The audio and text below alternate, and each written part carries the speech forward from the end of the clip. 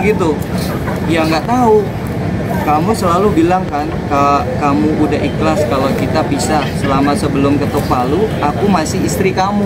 Dia nggak balik lagi ke saya. Selama belum ketuk palu, aku masih istri kamu. Ya aku kasih kabar. Kamu yang bilang aku disuruh stop hubungi kamu. Aku ikutin kemauan kamu.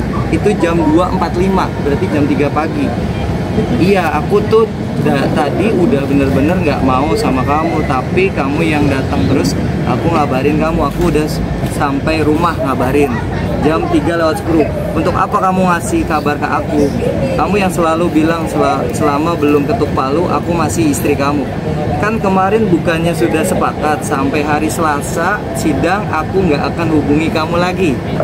Jawab oke. Terus aku balikin, aku bingung deh mau kamu itu gimana. Dari situ langsung telepon saya. Udah, ya maunya kamu gimana? Ya udah, kamu bilang perlu aku kan? Bilang kalau aku suruh datang, aku datang. Ya udah, kamu datang karena aku lihat temanku banyak pasangan-pasangan. Oke, ya. Jam berapa itu? Itu jam 3.13. Itu datang ya? 4. Akhirnya aku datang ke rumahnya. Pulang jam berapa? Nah, pagi itu normal. Jam berapa? Pulangnya sore lagi. Sore lagi? Sore. Berarti ada aktivitas pagi, siang, sore? Itu masih ketemu sama dia jam. Masih di rumah itu ya? Masih di rumah. Nggak ada diusir sama Sinta untuk pergi? Nggak ada. Aku pulang normal ya. Jam 15. Jam 3 sore aku balik karena aku ganti baju. Akhirnya dia telepon. Kamu kalau aku mau cabut gugatan, gitu. Apa yang kamu mau kasih? Aku nggak mau denger dari telepon, kamu kasih chat aja karena buat barang bukti aku. Akhirnya disebutin, kalau kamu mau suruh aku tarik gugatan, bla bla bla bla bla. Maaf ya, aku nggak bisa kasih tahu karena di sini privasi. Ya kalian intinya yang ada syarat yang diajukan oleh Mbak Sinta.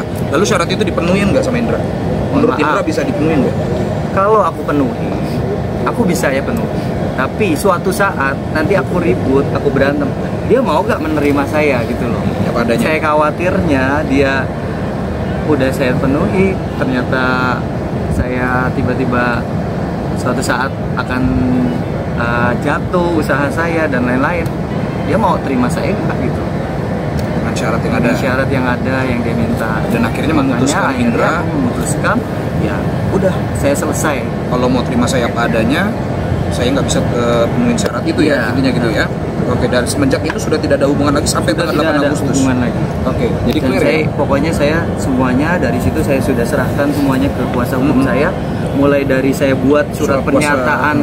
Pertama surat pernyataan saya ngajuin sendiri, saya ngetik depan dia sendiri, saya bikin surat pernyataan dan saya print di depan dia sendiri, saya tanda tanganin ke dia. Dia masih bingung sebenarnya, masih mau tanda tangan apa enggak gitu. Akhirnya udah tanda tangan aja, dipegang. Saya kasih ke dia surat pernyataan kita sama-sama mau pisah. Dan berikutnya kan sidang ketiga saya nggak datang, ternyata diharuskan membuat surat pernyataan kuasa full dari notaris istimewa.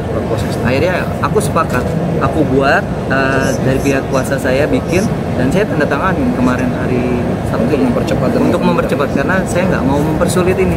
Saya pengen cepet gitu loh, selesai, udah kita sama-sama ya aktivitas masing-masing. Mbak Cintanya sendiri-sendiri, saya sendiri-sendiri. Oke.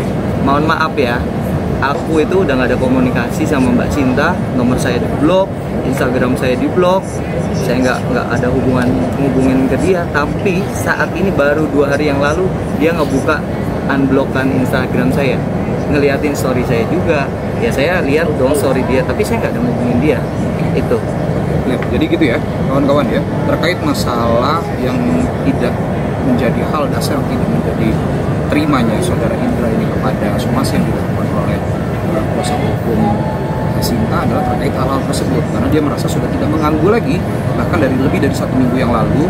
Yang kedua, tentang bahasa di sini soalnya bahasanya menyatroni atau mendatangi ya, cuma di sini bahasa somasinya saya akan jawab persomasi, tapi ini jawabnya secara lisan dulu karena saya tetap akan surati di sini bahwa satu, pertama, bahwa menurut keterangan klien kami setelah klien kami mengajukan gugatan perceraian pada rekan-rekan, klien rekan, saya dalam hal ini sering mendatangi rumah klien kami. Nah, ini sudah diklarifikasi bahwa dia saat mendatangi rumah klien tidak ada unsur paksaan, nggak ada unsur paksaan, disetujui, dibukakan pintu, tidak ada kekerasan, dia juga tidak berteriak, tidak mengusir, nggak ada mengusir ya. Tidak ada. Tidak ada. Satu, berarti satu ini sudah kandas, artinya sudah tidak relevan lagi dengan apa kenyataannya. Dan kedua, bahwa menurut keterangan klien kami, kedatangan klien rekan ke tempat tinggal klien kami adalah untuk menyadarkan klien kami, ya, di mana klien kami merasa ketakutan dan terganggu terhadap sikap klien rekan.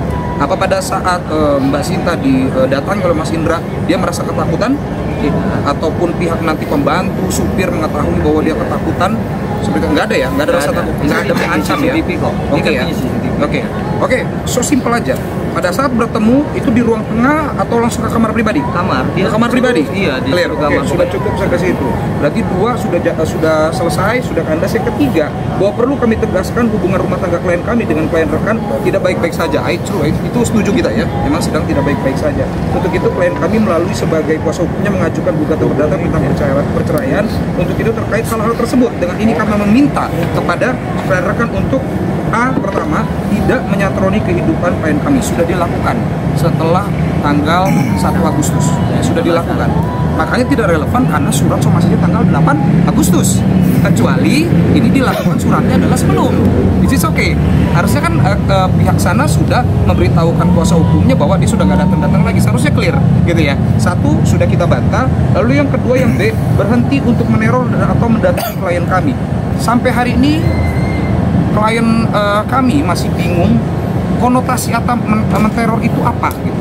Kalau mengucapkan sayang, ingin jemput, kita baik-baik saja, komunikasi itu dianggap teror ya kepada istri sendiri, berarti apa yang dilakukan Mas Indra ke saya yang setiap hari telepon saya itu meneror, Mas. Anda bisa saya gugat, saya tuntut kan untuk hal itu kan. Padahal itu adalah komunikasi yang seharusnya normal dilakukan suami istri. Kalau itu dilakukan ke orang lain mungkin timbul akibat hukum baru. Tapi apakah ini bisa timbul akibat hukum kalau dilakukan oleh suami ataupun istri sendiri? Nah, pertanyaan itu kan. Nih, saya bicara tentang relevansi hukum nih pertama. Itu yang kedua. Yang ketiga, menghormati proses persidangan perceraian di Pengadilan Agama Jakarta Timur.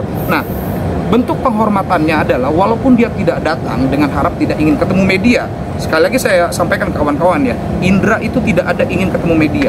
Kalau sampai ada yang terjadi kemarin itu jebakan Batman.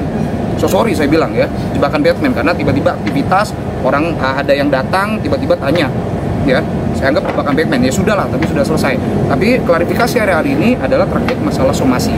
Yang pasti surat somasi ini akan saya surati kembali ke Bang Sunan sebagai kuasa hukumnya, dan saya apresiasi beliau memberikan surat somasinya dengan baik. Saya juga akan menyampaikan hal yang sama. Nah, apa yang disampaikan ke klien saya itu juga apa yang unek-unek yang pengen disampaikan selama ini gitu loh, bahwa dia sebenarnya baik-baik saja, pihak sana juga sebenarnya baik-baik saja.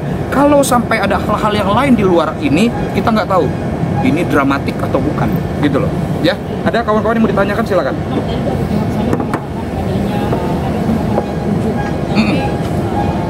Dari Bang Indra sendiri tidak merubah perilakunya, tanggapan Bang Indra sendiri? Nah, merasakan kayak jadi begini, saya aja yang jawab ya. Kenapa bukan Mas Indra yang jawab ya? Karena kebetulan saya mewakili beliau tadi mediasi gitu. Secara nggak langsung saya mewakili dan menjadi diri beliau pada saat itu. Kenapa ada niat buat rujuk sudah disebutkan. Mbak Sinta juga sudah menyatakan akan rujuk gitu. Oh yaudah deh, yuk sudah bahas anak tadi ya, sudah bahas kedepannya bagaimana, sudah istilahnya sudah ngobrol di tempat yang tanda kutip sudah bukan tempat umum, ruang tamu itu bukan tempat umum ya. Sudah dibahas masalah itu dan tapi kenapa tiba-tiba akhirnya menjadi tidak rujuk lagi ya? Ya karena ada tadi perselisihan pendapat yang tidak bertemu di ujungnya. Nah, ketika tidak bertemu ujungnya, dibuatlah mereka surat kesepakatan untuk bercerai. Dibuat itu tanpa diketahui oleh saya, tanpa diketahui oleh pihak kuasa hukumnya. Mereka bikin surat itu sendiri. Surat seadanya, sepengetahuannya ya. Jadi memang mereka sadar itu mereka bikin, mereka tanda tangani sendiri. Kedua, ada lagi? Pak Bang, balik lagi Pak ke mendatangi rumah. Tadi Bang Sinta juga menjelaskan mungkin pas Bang Indra datang ke rumah, nekat sampai mematikan satpam. Mematikan satpam rumahnya agar Bang Sinta ada di rumah. Oke, terkait masalah mati apa? Saklar. Mematikan satpam. Saya nggak tahu ya, berita ini baru ada. Boleh diklarifikasi Bang Indra? Saya jawab ya. itu cerita, oke, itu cerita mematikan saklar, itu cerita waktu saya pertengkaran hebat. Dia habis keluar turun dari klub ya di Senayan City, ribut besar itu sampai dia mengucapin cerai. Nah itu besokannya, ya namanya saya masih suami istri ya, saya pulang ke rumah, dia udah balik sendiri.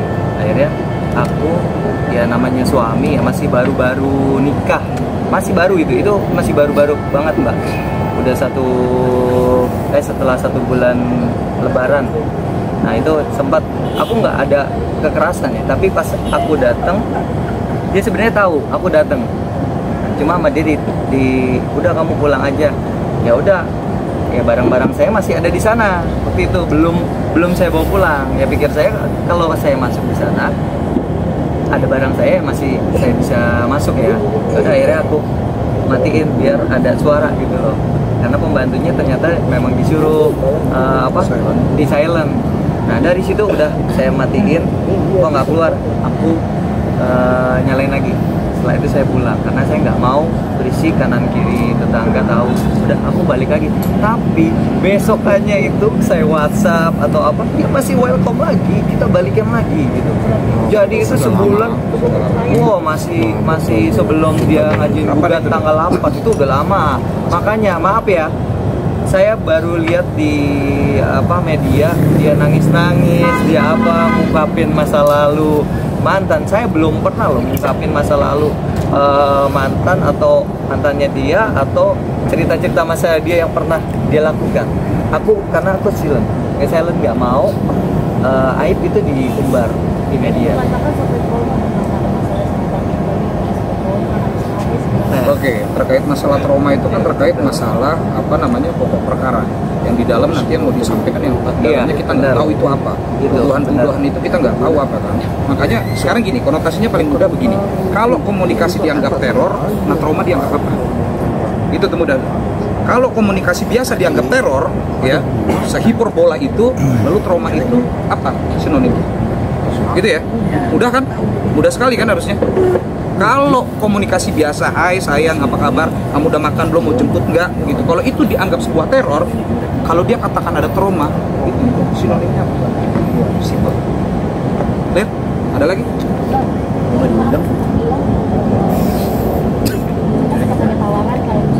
Rujuk. Syarat. Mau tanya dalamnya syaratnya apa kan? Itu gimana? bukan merugikan. Saya aja yang jawab ya, karena biar nggak pelintat-pelintut gitu ya. Saya yang jawab. Kenapa? Syarat itu dituliskan, dikirimkan dalam bentuk gambar ya, gambar atau catatan sih? Gambar catatan tapi gambar. Yang pasti itu intinya semua sudah dijabarkan apa saja maunya, syarat-syaratnya. Hanya saja menurut Mas Indra, saya mungkin bisa memenuhi persyaratan ini. Tapi pertanyaannya, saya bisa memenuhi persyaratan ini ketika sehat, ketika badan saya sehat, ketika ekonomi saya cukup, ketika saya masih prima. Bayangkan ketika saya sudah tidak prima, saya tidak lagi sehat, apakah saya masih bisa memenuhi syarat-syarat ini? Dan ketika syarat-syarat ini tidak bisa dipenuhi, apakah Sinta masih bersama Indra? Itu. Makanya dia memilih untuk sudah, kalau memang ada syarat-syarat seperti ini, sepertinya kita tidak menemui titik, tidak ada cinta di ujung, lebih baik sudah. Karena saya bilang stop itu, saya kembali lagi dari awal. Kesepakatan saya sama Sinta itu kan nikah bukan ada syarat. Dia pernah bilang kita bisa cari uang sama-sama, kita jalanin sama-sama, tidak ada syarat. Dan saya dari awal sebelum nikah saya udah jelaskan, saya bukan anak pejabat, saya bukan anak orang kaya, tapi saya pekerja keras dan tanggung jawab. Itu teorinya. Dia terima apa itu teorinya. Itu teorinya. Tapi setelah kesininya kita ada ribut, dia gugat, ada syarat yang dia minta. Nah itu aku nggak akan bisa lanjut.